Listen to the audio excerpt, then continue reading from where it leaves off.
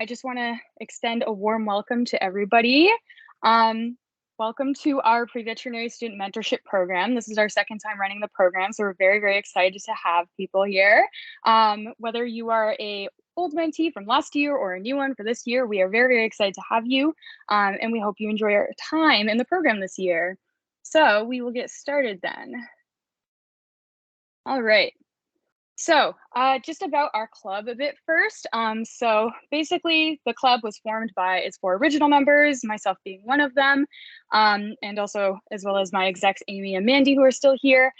We formed the club last year because we saw that there's a bit of a demand looking for students wanting to go to grad school someday, and for professionalism and stuff. And so we figured, hey, why not we make like a little club for that kind of thing, and fill in the gaps that other clubs don't currently service at our school. And so that's basically how the club came to be. But our exec team has expanded quite a bit since the original 4 of us. And so you can see who we all are on the screen. I'll just introduce myself. My name is Chloe. I go by she, her pronouns. I'm in my 4th year of animal biology, and I'm the president of this club. And then I have my lovely, lovely exec team who is also here. I have a few members who are in the call right now with us, so you may see them helping out if we need anything. But yeah, you'll probably be in touch with a lot of these guys throughout the semester.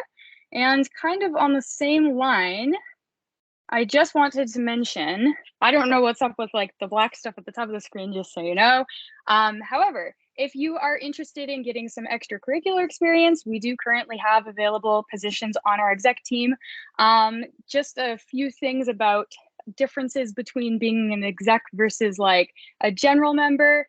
Being an executive of a club means that you can count it as an extracurricular. I know a lot of people usually don't realize when they're applying to like vet school or other grad schools, but signing up to just be a general member of a club isn't something you can technically put down as an extracurricular you were involved in. You have to be on an exec team. And so it's something that you can put down as an extracurricular or on your resume kind of thing. But there are tons of other perks that come along with it too. Obviously, you can attend all of our events for free. You don't pay a membership fee once you are an executive. You get more involvement behind the scenes. So if you're interested in that kind of thing, that'd be perfect for you. And you get to join our lovely, lovely team. And also tons more stuff. So awesome, awesome perks for applying. We have a few positions that are open. We have mentorship program director. That's kind of someone who just like oversees all the mentorship program stuff. Media and blog director, if you're someone who's like super like camera savvy, likes to take pictures and videos and like vlogs, all that kind of stuff, that would be a great position for you. If you're looking for something more low key and not really sure what kind of role you'd want to fit into in the club, exec assistant is perfect because it's kind of like a shadowing role to kind of see where you would like to do things. And we also have our events director. This is either a senior or junior position, depending on the qualifications of whoever's applying. But basically, you'd just be working with Bianca, who is our other events director. And yeah, as for how to apply, the deadline is on Monday, so very, very soon. I would recommend submitting an application soon if you are interested. But basically, you just email us your name, your pronouns, what your program is, and what position you want to apply for, and then just like attach a copy of your resume to the email. So very, very easy. If you're looking to get involved, those are some of the positions we have open right now.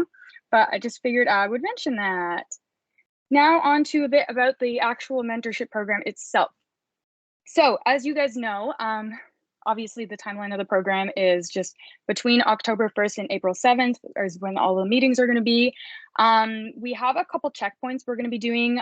So one's going to be in the fall semester on November 12th. The other is going to be in the winter semester on February 18th. These are just going to be kind of checking in with you and your mentor to make sure that you guys are keeping on track and staying with your kind of goals throughout the program. Just make sure everyone's doing fine. And the mentor mentee brunch for any of you who were here last year is something that we were hoping to do last year. However, COVID did not allow because a lot of hospitality related things weren't allowed. So we are hoping that this April we can offer it. It'll just basically be a brunch for all of our mentees and our mentors to just kind of get together for a last thing after the program ends and enjoy some brunch in the Arboretum. So more coming out about that later on as it gets like fully finalized in details. So just stay tuned. Going on to a bit about pairing. So obviously, you guys are pre-vet students. You're getting paired with students who currently go to OVC. So we are going to be like officially like pairing you guys with your mentors this weekend. We have tentatively paired everybody as well, but right now we're just making sure everything is fine with the mentors. And on next Monday, you will be receiving an email and it's going to include information about your mentor and how to get in touch with them and stuff. So basically, kind of like how you sent in like a headshot and a biography test, you're going to get your mentors as well as information about what kind of preferences they chose for meeting with you and stuff, and you guys can figure that out from there. As for the kind of benefits of being a mentee, I'm sure a lot of you guys realize you get personalized feedback because it's one-on-one with your mentor, and you get encouragement. You get to receive advice from people who were actually accepted to the program you want to get into, and it gives you an opportunity to ask questions. As for your role in the program, you are expected to be meeting regularly with your mentors to work on strengthening your prospective kind of vet school application and get some like help with like interview skills if that's something you need, and receive advice from them. We have like a little list of like potential areas that you could get advice on. This is not limited at all. There are definitely a whole bunch of other things you can ask, so don't worry, but we will go over a bunch of boundaries very, very soon. But just some ideas of things you could talk about. If they went to the same university, you can ask them about different undergrad classes they took and if they have any study tips, what the application process for vet school is like, what kinds of like volunteering and work experience they did, and like what they kind of did to go and find those opportunities, what kind of extracurriculars they did, how they balance life as like a very, very 8:30 to 5:30 student. All sorts of stuff you can ask them. Obviously, for mentors, their role is very self-explanatory. They're just sharing their expertise, tips, experience, and knowledge with you, and providing you an opportunity to ask questions and get advice, giving you personalized feedback and encouragement. So now a bit on expectations and boundaries. So obviously we expect a good amount of responsibilities from you to participate in this program. First, obviously you need to be a GSMS member. All of you are if you're here at this point. So that is already checked off for you. You also must participate for the entire 2-semester duration of the program. So this means that you are not allowed to just peace out during the winter semester, or, oh, I have run out of things to talk about with my mentor. Can I like give up my spot? No. So we'll be giving like a list of like some suggestions of how to like avoid things like that. However, keep in mind that you are signing a contract with us, and so that means that we expect that you're going to be meeting your mentor once a month throughout the entire duration of the program. And yeah, we expect that you're going to keep in contact with your mentor throughout the program, so no missing meetings. You are also going to need to identify actual goals that you would like to work on with your mentor, because obviously we want you to be very productive in your meetings. We would like you to be willing and open to improving and be accepting of like constructive criticism, and just be open to receiving advice from your mentor because they're here to help. So let them help you. For mentors, it's pretty much just the exact opposite of you guys, except for they don't need to be a GSMS member. But just a quick note on respecting your mentor. So the Guelph Student Mentorship Society, we very, very, very, very prioritizing respecting our mentors and their boundaries. So please be respectful of their time. Be flexible with them. We're expecting that what you guys put down as your availability is going to stay that way.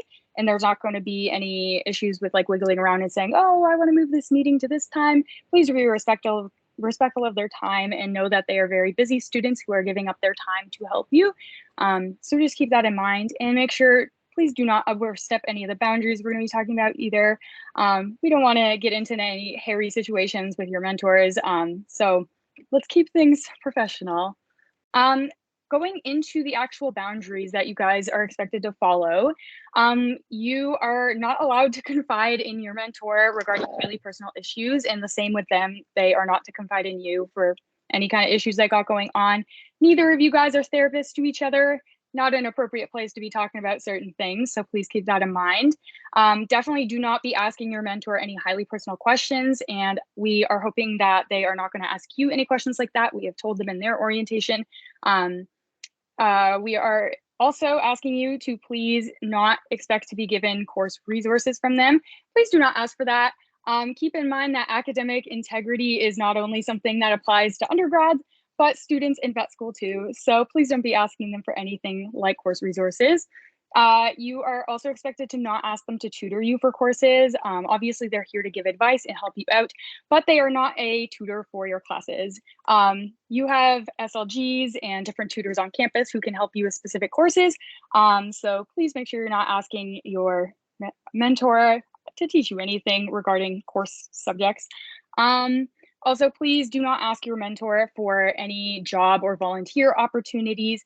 They are not expected to go out of their way and go and get you opportunities, because keep in mind that if you are wanting to get into vet school, vet schools are expecting that you have the skills necessary to go and get opportunities on your own without other people going out of their way to give them to you. So please, if you're asking about volunteer and job opportunities, just don't ask them to give them to you or provide you with any kind of thing.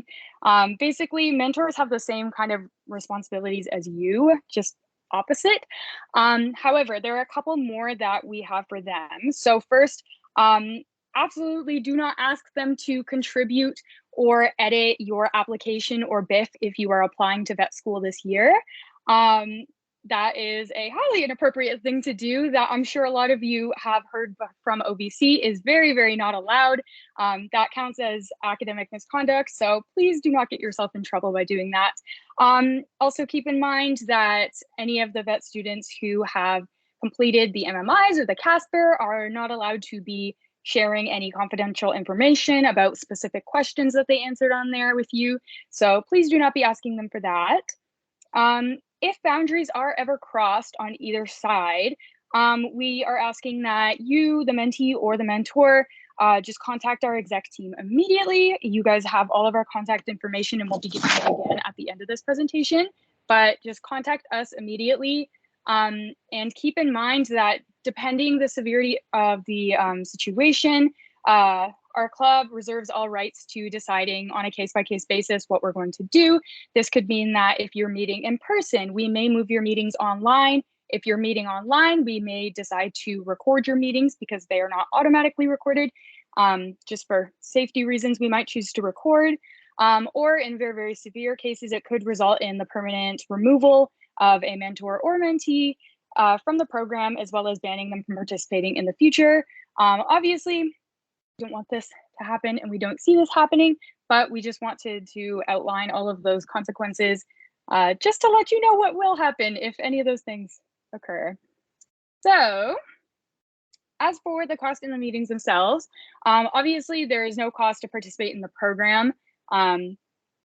It's free to all of our members. The mentor mentee brunch, we may be having like a little ticket cost kind of thing, nothing major. We will keep you posted as we get more details on the event and actually get things booked, but more to come. Meetings with your mentor, the location. So obviously you guys picked your preference. Just keep in mind, we are trying our best to match mentors and mentees with like similar location preferences. However, that may not always happen. And in those cases, please keep in mind that we will be prioritizing your mentor.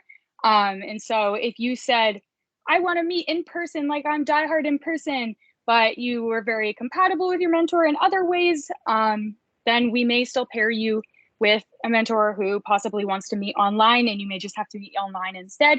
We will, however, not be requiring anyone who said that they only want to meet online to meet in person, just because I'm sure that a lot of people probably have like COVID concerns and stuff. And so if that's the case, then we will not be making you meet in person if you are preferring online. But we are going based off of what you put on your contract. So please do not change those preferences. Dates and times. So this year, you guys have probably noticed if you were in the program from last year, we have given mentees a lot less flexibility regarding the times of day that they're able to meet with their mentors, due to the fact that we just wanted to accommodate a lot better for the mentors' busy schedules and not have too much of them bending over backwards for people because they are very, very busy people. If you can't find time to meet on their schedule, then obviously the program is not for you. From what we've seen so far, it looks like everyone is fine for being paired as long as you are not expecting your availability to change at all. So we, again, are expecting that what you put on your contract is what's going to happen this semester. So please do not change availability on us, or that may result in you not being able to be in the program anymore. But we are just trying to prioritize our mentors. Keep in mind that we are not allowing people to reschedule meetings. So once we send you your meeting dates on the first day, on Monday, just keep in mind that you are not able to reschedule those, just because we don't want to deal with any like mentors bending over backwards for you. As I said before, they are generously giving their time to volunteer to help you out. And so we don't want to have them shift around their schedule for that. You're just expected to, if you have things like exams and like assignments and stuff, we're expecting that you are mature enough to manage your time properly, and you won't need to reschedule meetings due to things like that. Unless your mentor decides to like be like, hey, I can be a lot more flexible if you want, like I don't mind switching meeting times. Unless they say that on their own, then please do not ask them to switch a meeting time at all. Because again, we don't need them bending over backwards for you, and we don't want them to feel pressured into doing that either. So please don't ask them for changing meetings. As for the frequency and length of meetings, as you guys know, they are going to be monthly meetings, about an hour each in length. I just wanted to quickly point out, although we say that they're an hour each, an hour is just the time block that we are blocking off for everybody. If you guys end up not actually having as much to talk about in a meeting, or you guys have some extra time after the meeting and want to meet longer, totally okay. You do not have to meet the full hour if you don't want to. Like, it is by no means like a requirement. We just are trying to make sure that everyone has equal opportunity to having access to their mentors by having a standard 1 hour block, like kind of booked off for every single meeting. So keep in mind, you don't actually have to meet for a full hour if you don't actually have that much to talk about. However, we recommend kind of gathering some questions and things you would like to talk about before your meetings with your mentor, since you do have about a month in between each one, and spacing those out so that you do have stuff to talk about with them and use them as like a resource throughout the school year. As for missed meetings, so I really, really want to stress this stuff. So I hope you guys are listening well, because our club has some very strict consequences in place if there are any missed meetings on the side of mentees. Missing a meeting with your mentor is absolutely unacceptable, unless for like real emergency situations or conflicts with exams. Conflicts with exams should not be happening because we have purposely made sure that there are no meetings in December or April. So we're hoping that that's not a problem on your guys' end. But if for some reason you guys do have like an actual exam that somehow conflicts with a meeting, then let us know, and we can try and figure things out. But we don't see that happening. Missing a mentor or a meeting with your mentor to do things like studying or working on assignments in school or attend other like commitments that you have in life, also unacceptable. Please keep in mind that when you signed up for this, this is a commitment that you are prioritizing, because we are expecting that the availability you put down is going to remain consistent unless you stated otherwise on your application. So missing a meeting for any other thing, we kind of see as a bit of a disrespect towards your mentor's time. So please do not do that, because I'm going to outline some of the consequences that happen if that does occur. Missing a meeting, especially without getting in contact with your mentor or with us, even for emergency reasons, is definitely unacceptable. We understand that emergencies obviously do happen on occasion, but it is very, very important that as soon as possible you get in contact with us if you ever do have some kind of emergency go down, because we don't want you to kind of seem like you're ghosting us, and you'll see why. So if you miss a meeting with your mentor, even for like emergency reasons without contacting them or like our club, you will be issued a warning, which we will expect you to respond to, because if you do ghost us, then we will end up permanently unenrolling you from the program and banning you from participating in the future. If you miss a meeting with your mentor for unacceptable reasons or without contacting us or your mentor, you will also be immediately unenrolled. So basically the only way that you won't get unenrolled is if it was for a genuine emergency that you were able to prove, that you were able to contact us in good timing for as well. But we are hoping that situations like that do not happen, because keep in mind that if a meeting is missed with a mentor, even for emergency reasons, we can't guarantee that you can get rescheduled. So yeah, I just wanted to outline those consequences and make sure that everybody understands them very, very well. We have a zero tolerance policy for disrespecting your mentor's time, because they have just very generously donated it to volunteering to help you guys out. So please respect it. Keep in mind that your meetings with your mentor are also meant to be confidential. So please do not take photos, recordings, videos, or any of that kind of stuff of your mentor, or share anything that they share with you with other people without their consent. Obviously, with consent, like you guys, it's kind of up to your discretion what you guys feel comfortable with talking to other people about. But please, we just ask that you don't do that without talking to them first. So now getting out of some of the negative stuff, goals and discussions. So obviously we would like you to be productive with your mentor. You're expected to actually use your meetings with your mentor productively, since you guys are only meeting once a month throughout the school year. It's going to be 5 meetings total throughout the entire school year. So not too many meetings. So please make sure that you are keeping on track with them. As much as we want you to be friends with your mentor and have a good relationship with them, please make sure to keep your conversations on the right track and to work on the goals that you set with them. We recommend that you use your first meeting to kind of just go over your goals with your mentor and what you would like to get out of the program versus what they would like to get out of the program, just so you can kind of establish what each person's expectations are and make sure that you can plan accordingly. For discussion topics, we're going to be providing everybody with like a sort of mega list of different discussion topics and potential questions that you're able to ask your mentor. You can opt to use or not use this list, whatever you kind of want.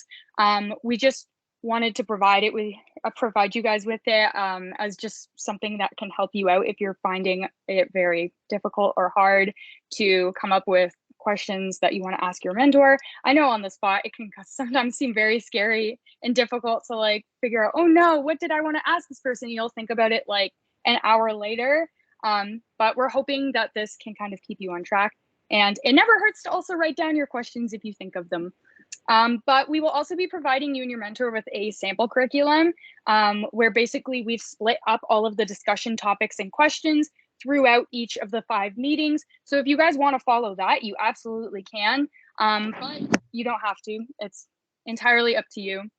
So your choice. Again, some areas that you're able to cover during your meetings, areas of like the BIF, as well as advice on it, different study tips, tips on balancing life, tips on the Casper, interview advice, and course recommendations. Those are just some ideas. Again, you can definitely ask them beyond that as long as it's not overstepping boundaries.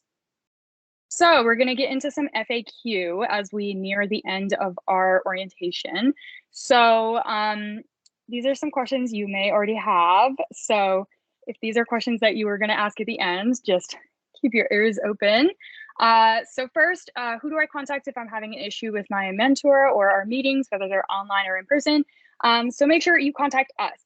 Regardless of whatever the issue may be, whether it's the actual meeting itself, overstepping boundaries, or anything like that, always contact us, and we will work to get things sorted out as soon as we can. Will my mentor meet the preferences I specified when signing up?